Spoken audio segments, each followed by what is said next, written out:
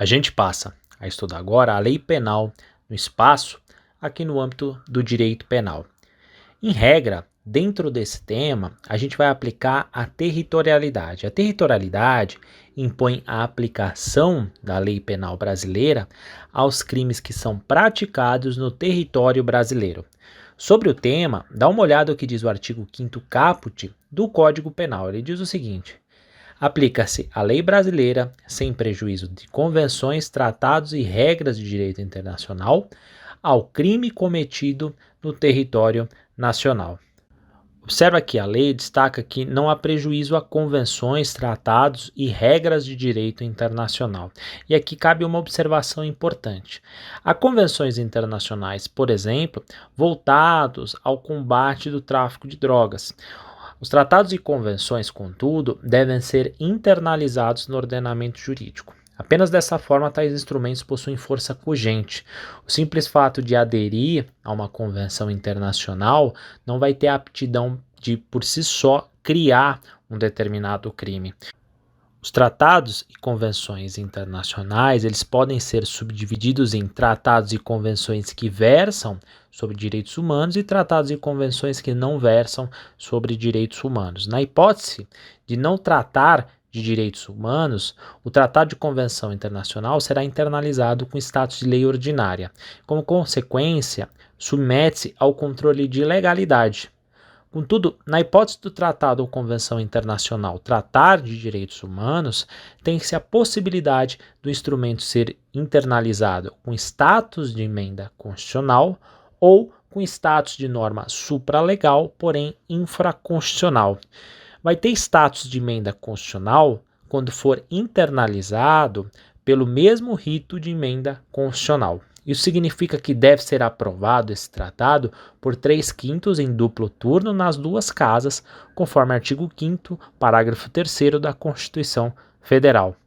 Aliás, nessa hipótese, o tratado ou a convenção passa a integrar o bloco de constitucionalidade e, como consequência, submete-se ao controle de constitucionalidade. Em contraposição, na hipótese de não ser submetido ao rito de emenda constitucional, vai ser internalizado como norma supralegal, porém infraconstitucional. Nesse caso, o tratado ou a convenção submete-se apenas ao controle de convencionalidade. Você pode se aprofundar nesse tema lendo e assistindo a nossa aula sobre o controle de constitucionalidade, lá no curso de Direito Constitucional desenhado. A gente fala sobre tudo isso. No âmbito da territorialidade, a gente deve incluir também o mar territorial brasileiro e o espaço aéreo brasileiro. Por isso, eventual crime cometido nesses casos será considerado um crime cometido em território brasileiro, aplicando-se a lei penal brasileira. Dá uma olhada no que diz o artigo 5º, parágrafo 1º do Código Penal. Ele diz o seguinte: para os efeitos penais, consideram-se como extensão do território nacional as embarcações e aeronaves brasileiras, de natureza pública ou a serviço do governo brasileiro, onde quer que se encontrem, bem como as aeronaves e as embarcações brasileiras, mercantes ou de propriedade privada, que se achem, respectivamente, no espaço aéreo correspondente ou em alto mar. Então, vai ser extensão do território nacional. 1. As embarcações e aeronaves brasileiras de natureza pública ou a serviço do governo brasileiro onde quer que se encontrem. E 2. As aeronaves e as embarcações brasileiras, mercantes ou de propriedade privada, que se achem, respectivamente, no espaço aéreo correspondente ou em alto mar. O artigo 5º, parágrafo 2º do Código Penal, por sua vez, esclarece o seguinte: é também aplicável a lei brasileira aos crimes praticados a bordo de aeronaves ou embarcações estrangeiras de propriedade privada, achando-se aquelas em pouso no território nacional ou em voo no espaço aéreo correspondente, e estas em porto ou mar territorial no Brasil. É importante destacar ainda que, para efeitos penais, a sede da embaixada estrangeira no Brasil ela não é compreendida como território estrangeiro. Além disso, a sede da Embaixada Brasileira no exterior para efeitos penais não é considerada território brasileiro. Isso significa que, por exemplo, uma lesão corporal que ocorre dentro da embaixada estrangeira localizada no Brasil será, como regra, disciplinada pela lei penal brasileira. Excepcionalmente, admite-se a aplicação da extraterritorialidade. A extraterritorialidade é a aplicação da lei penal brasileira a fatos ocorridos fora do território nacional. Há basicamente duas espécies de extraterritorialidade: a extraterritorialidade incondicionada e a extraterritorialidade condicionada. A extraterritorialidade incondicionada é aquela que não depende do implemento de qualquer condição. Isso significa que aplica-se a lei brasileira ao crime cometido fora do território nacional, sem que seja necessário o implemento de qualquer condição. É o que ocorre nas hipóteses do artigo 7º, inciso 1, alíneas A, B, C e D. Esses dispositivos dizem o seguinte, ficam sujeitos à lei brasileira, embora cometidos no estrangeiro. Inciso 1, os crimes, alínea A, contra a vida ou a liberdade do presidente da República. B, contra o patrimônio ou a fé pública da União, do Distrito Federal, de Estado, de território, de município, de empresa pública, sociedade de economia mista, autarquia ou fundação instituída pelo poder público. C, contra a administração pública, por quem está a seu serviço. E D, de genocídio, quando o agente for brasileiro ou domiciliado no Brasil. Em todos esses casos, o agente é punido segundo a lei brasileira, ainda que absolvido ou condenado no estrangeiro. A linha A aponta a hipótese de crime cometido no exterior contra a vida ou a liberdade do presidente da República. A aplicação da lei brasileira aqui ela é incondicionada, dado que o crime viola ou ofende o bem jurídico nacional de origem pública. O mesmo ocorre nas hipóteses das alíneas B e C. Trata-se aqui da aplicação do princípio real, ou princípio da proteção, também chamado de princípio da defesa. Segundo esse princípio, aplica-se a lei brasileira ao crime cometido fora do Brasil, na hipótese do crime ofender interesse nacional. Ao crime de genocídio, quando praticado fora do Brasil, também será aplicado a lei brasileira de forma incondicionada, ou seja, sem implemento de qualquer condição, desde que o agente seja brasileiro ou domiciliado no Brasil. O genocídio ele é um crime contra a humanidade. Trata-se de destruir no todo ou em parte um grupo étnico, nacional ou religioso. Nessa hipótese, a doutrina aponta que, quando o agente é brasileiro, a gente vai aplicar o princípio da personalidade ativa ou nacionalidade ativa. Segundo esse princípio da personalidade ativa, o país tem interesse de punir seus nacionais, razão pela qual a lei pátria se aplica aos brasileiros, seja qual for o lugar em que o crime foi praticado. Isso significa que aplica-se a lei penal brasileira quando o sujeito ativo é brasileiro. Contudo, na hipótese do agente ser domiciliado no Brasil, aplica-se o princípio do domicílio.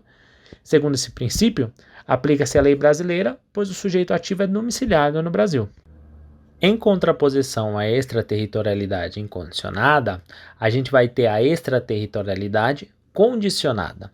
A extraterritorialidade condicionada, ela depende do implemento de condição. Isso significa que a lei penal brasileira será aplicada em face do crime cometido fora do Brasil, desde que verificadas determinadas condições legais.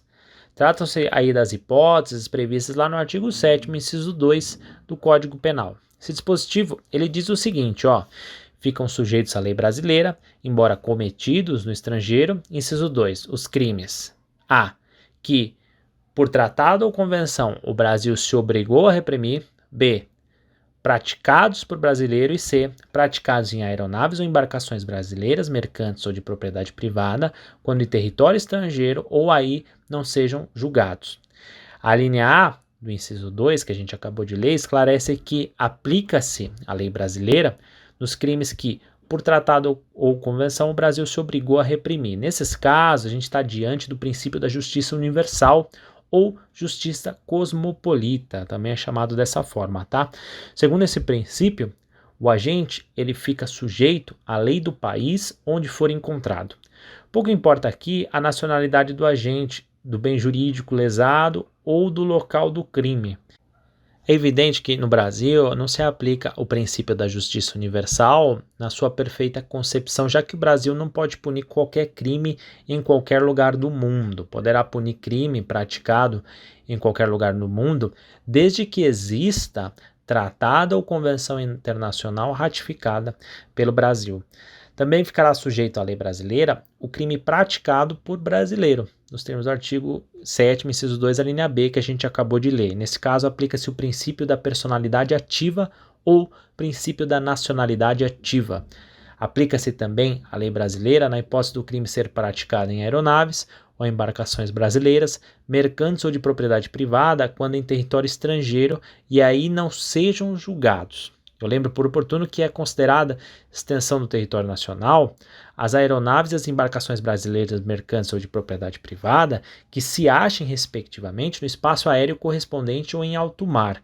Por isso, nessa hipótese, aplica-se a lei brasileira pautada na territorialidade e não extraterritorialidade, já que tais embarcações ou aeronaves elas são tidas como extensões do território nacional.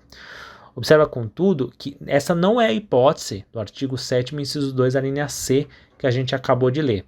O artigo 7º, inciso 2, a linha C, fala em aeronaves e embarcações mercantes ou de propriedade privada em território estrangeiro, tá? Por isso, extraterritorialidade. Nessa hipótese, ocorrendo o crime e não sendo julgado no local, cabe a aplicação da lei brasileira. Trata-se aí do princípio da bandeira, também chamado de princípio do pavilhão ou princípio da representação. Segundo esse princípio, aplica-se a lei brasileira, pois o crime ocorreu em aeronave ou embarcação brasileira. Repise-se, contudo, que, para que isso ocorra, o crime não deve ter sido julgado no local onde foi praticado. Como já observamos, incide nessas hipóteses a lei brasileira em razão da extraterritorialidade condicionada. Isso significa que a lei brasileira vai incidir no crime praticado fora do território nacional, desde que, contudo, respeite algumas condições. Essas condições estão no parágrafo 2º do artigo 7º do Código Penal. Eu vou ler para vocês essas condições. Ele diz o seguinte, parágrafo 2º do artigo 7º. Nos casos do inciso 2, a aplicação da lei brasileira depende do concurso das seguintes condições. A linha A, entrar o agente no território nacional. B, ser o fato punível também no país em que foi praticado. C, estar o crime incluído entre aqueles pelos quais a lei brasileira autoriza a extradição. D, não ter sido o agente absolvido no estrangeiro ou não ter aí cumprido pena. E, não ter sido o agente perdoado no estrangeiro ou, por outro motivo, não estar extinta a punibilidade segundo a lei mais favorável. Observe que tais condições elas são cumulativas, todas devem estar presentes, portanto. Por fim, existe a possibilidade da extraterritorialidade supercondicionada ou, alguns doutrinadores também chamam de hipercondicionada. A gente fala que é supercondicionada ou hipercondicionada porque, além dessas condições que a gente citou do parágrafo 2º do artigo 7º, existem outras previstas lá no parágrafo 3º do artigo 7º. Esse parágrafo 3º, ele diz o seguinte: a lei brasileira aplica-se também ao crime cometido por estrangeiro contra brasileiro fora do Brasil, se, reunidas as condições previstas no parágrafo anterior, a, não for pedida ou foi negada a extradição, e b, houve requisição do ministro da Justiça. A extraterritorialidade supercondicionada aplica-se quando o crime é praticado no exterior por estrangeiro contra brasileiro. Fala-se aqui em aplicação do princípio da personalidade passiva ou nacionalidade passiva. Isso porque aplica-se a lei penal brasileira, pois o sujeito passivo do crime é brasileiro.